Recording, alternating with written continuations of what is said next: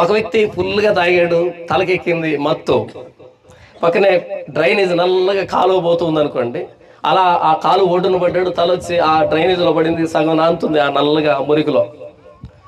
అన్నాడు అక్కడ మత్తెక్కి.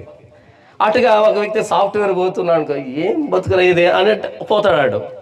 కానీ అటుగా ఇంకో తాగుడు పోతూ వెళ్ళాడు అనుకో, వాడు అనుకుంటా అంట, ఇంతకు ఏ బ్రాండ్ తాగాడు అనుకుంటా అంట.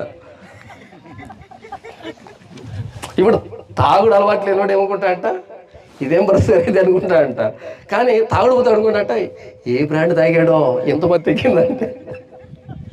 వాడి దగ్గర కనిపెట్టుకోండి, దిగిన తర్వాత ఎవరు ఏ బ్రాండ్ తాగి చెప్పరా నాయన, మురికిలో పడినా సరే నీకు మంచి పని చేయలేదంటే ఏ బ్రాండ్ అది కదా.